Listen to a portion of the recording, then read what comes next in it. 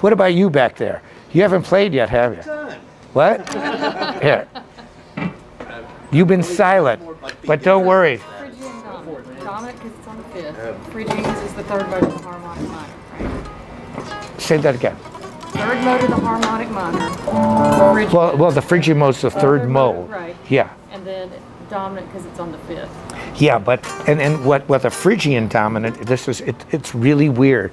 It's the fifth note of a harmonic minor scale. That's where I was mixing the harmonic. Yeah. So because see, it's a Phrygian mode where you get that E, F, G, but it's E, F, G sharp. That's where that dominant. Yeah, that's where the dominant note, because a dominant chord, so it gets really freaky. But that's what I mean. I can't wait to tell Series B's that. Like we had this Phrygian. Yeah. Let's hear you play. You know, I'll be honest, I've never learned a solo in my entire life. Like, I've just always been like... Well, if you were going to walk into that store and impress your friends, what would be your intimidation riff? I don't know, maybe like some Misfits or something like...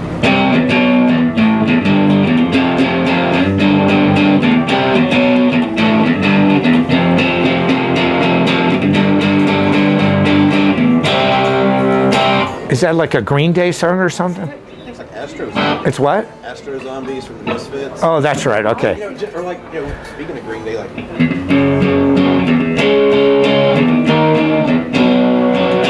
You know, I've just always played like kind of simple stuff. So like that was one of the reasons I took the classes. I don't know any solo techniques at all. Well, and again, you know, I keep referring to Speed Kills because when you get this DVD, can I have that cable? You sound real good. You know, I think because, you know, one of the things, nobody's asked me really kind of that many questions. But you sound really good, you know. What happened is I started out like in middle school, just like playing for fun, and then I took a lot of years off. And then when I started back, I started buying all these guitars like for decoration and like display art, because I think they look cool. But then I realized like, I've got all these instruments and I can't actually play them. So I need to like learn how to actually play, so when people come over, like, dude, like, you've got all these instruments, play me something. And I'm like, they're all blank. So I would just look at like tab online and just learn like little bits and pieces of songs. That's cool. Like, got deep into it. Or what I'll do, I know this is a terrible approach, but I'll take these chord books and I'll open them up and like, man, that sounds really cool. I'll put a check mark next to it. I'll come back to that. And then I'll play another chord that I don't like. I'll put a big X next to it. I don't like that. Well, you know, there's some... How I've been learning is just like, you need all of them. Yeah, I was going to say there's some ugly chords out there, but you need them all. But I'm going to give you one of the freakiest chords ever. Oh, the Locrian scale? Yeah, Locrian low. Yeah, that's the Speed Kills. Now that was me taken a little later. It's actually the DVD when I was real young going, I'm going to give you the keys to the Lamborghini.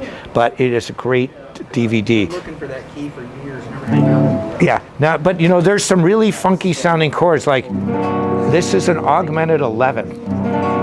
You know, but see, watch this. See, it resolves there. And so, you know, there's some really weird chords out there, but you have to know, or like 13th or 13 flatted 9. You know, it's not like so nice on its own. But, you know, it's like, you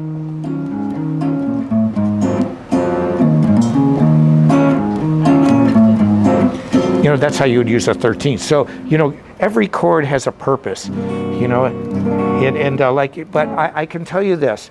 When it comes to technique, when it comes to playing guitar, everybody here can play. And so that's not really a thing. And see, like when you're playing there, for example, here's what I would try to do. See how your fingers are like that? I would try and straighten them out just a little bit. It doesn't have to be, you know, exactly straight with the guitar, but that's a pretty severe angle there. And see, this will make you faster. This will, you know, if you play slower, yeah, see like that, because when you're like this, it cramps your fingers up a little bit. You don't have the mobility or the reach that you have when you straighten them out. And see, so it's things like that, and I talk about this in the DVD. When it comes to the scale, the 5 positions of the blues scale and the modes, I start with the G major. One of the things that it's the universal truth, like work on songs. You know, there's not work music, that's music. But if you get into a rut, learn something new. I can't say, I like using drum programs because I don't have a drummer available to me all the time, but I can just sit in my house and come up with cool ideas based on just if I hear a beat. Like listen to Green Day. You know, we know that's a Green Day song right away. One of the tricks of great songwriting is groove.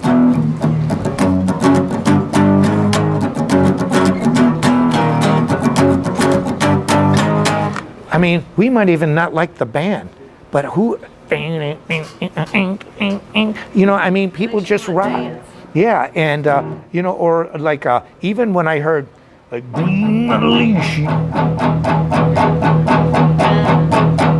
I mean, when I first heard that, I was like, whoa! You know, I was like, you know, or like a,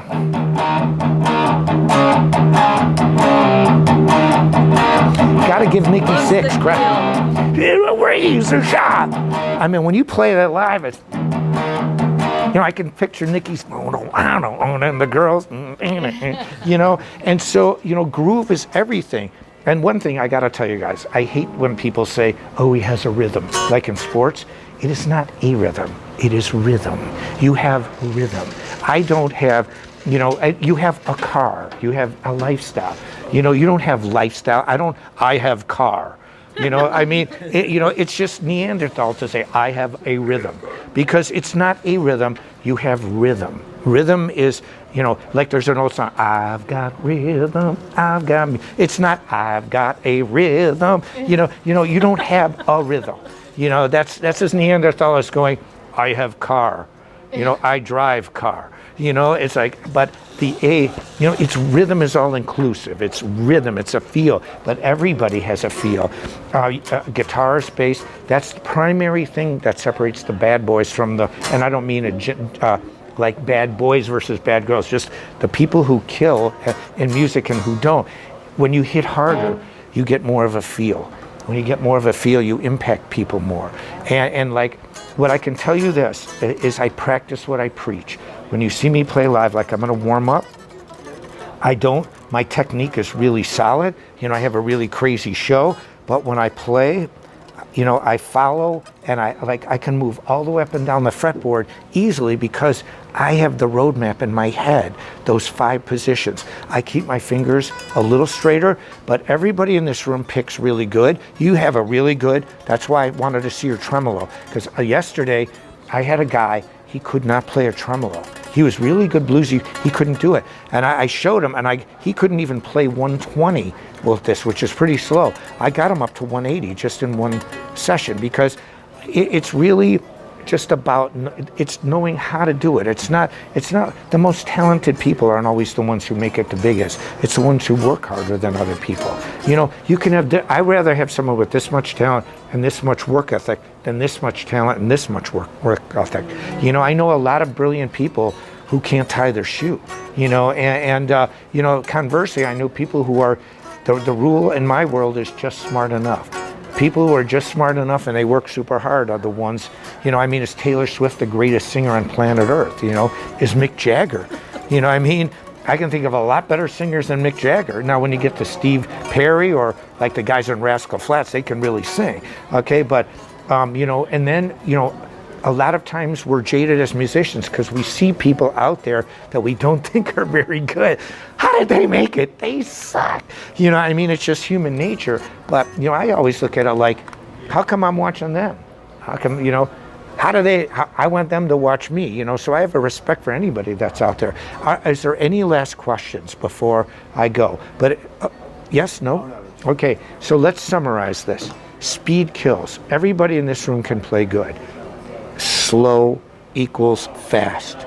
Short exercises, and all of this is in the DVD if you watch it. Short exercises played slowly and correctly.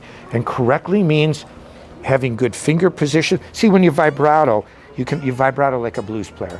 You cannot vibrato like a classical guitarist. It is correct to play like a blues player to vibrato. It's the only way. I mean, I don't know of any great person that has a vibrato that plays like this. From Yngwie Malmsteen, myself, even when I use my fourth finger left, but look where my thumb is when I vibrato, always. It's the best way. But outside of that, try to keep your thumb behind the neck. It doesn't have to be all the time, but the reason why you do this is to have daylight here so that your fingers have the ability to move. See, if you're like this, yeah, I mean, I feel great. I feel excellent. Stand like this for 8 hours. Sit like this. I mean, have your keyboard up like this. That's tight. Or the other way. I mean, ooh, ooh, look at this. I had somebody that's he was playing literally like this. And he's like, I have a problem. My hand hurts when I play. I'm like, I wonder why. And so, it's like, look at this. It hurts when I do that. Well, then don't do it. Try to move it like this. And so what you try to do is you think of yourself, your hand position, how does it look like if you're walking down the street? Would you look like you need a bag over your head, or would you look normal? But a lot of it's common sense, and there's a Weider principle. Joe Weider, the bodybuilder that Arnold Schwarzenegger was friends with, that brought him here to the United States. He said, know your body. And this isn't about working on it, but like, for example, if your hand hurts, then figure a workaround. Or if you really have a problem, you can message me and I can Skype and I can look. I'm working with a kid right now. I don't do many Skype lessons, but I work with some famous people. I've got a guy he got in an accident and his hand went through a steering wheel. Now think of the force of that. I can't even imagine the force, because that airbag, he literally went through a steering wheel. He was a really good right-handed guitar player. He had surgery on his right hand. This is the hand that went through. He can't play. He can't pick. So he contacted me and I said, well, how about lefty? And he started lefty. He can move his fingers like a normal guy. And so what we did is I retrained him to play left-handed, and I have him do your picking technique and yours, where it's a free floating, and he's getting really good. But we started at the ground floor. See, you start here and build up. Almost everybody in this room knows more than the ground floor. Bring it back down and work on it's like fundamentals. Like if you watch Tom Brady or something, they always talk about fundamentals. When you do something right, you can build on that. And then you have it your whole life. So remember, practice slow, that equals fast. Techniques, songs, separate it. Then merge it. When you have your technique down good enough, merge it into the music. If you read about people online that are just slamming exercises, that's your prerogative to listen. I have no prejudice against any technique. They're all good to me. Some people don't like sweeps. They think sweeps sound stupid. And I say to myself, well, did a sweep hurt you? I mean, what did it do to you? Were you offended? Did this offend you in any way? What sweep don't you like? What doesn't offend you? And so it's like, why? It's just a technique. If you don't like it, don't use it. But what if I had a song and I paid you? I said, I'm going to pay you $500 to play this song, and you have to play sweeps. I don't like them. Well, good, then you don't get the job. How about you? Oh, I can play them. Good, hired. It's a technique. It's like you being able to do that. I've never seen that, but that's really cool, But if I asked you to gallop and you couldn't do it, then it's a technique you might want to work on, but you can do it, And so these are only techniques. Steve Harris knows how to make that gallop into Run to the Trooper. I love that stuff, And he, it's made him millions and millions of dollars. He's the gallop king, but he made music out of a technique. That's what you do. When your technique, but learn these techniques, play slow. Play slower than you've ever thought.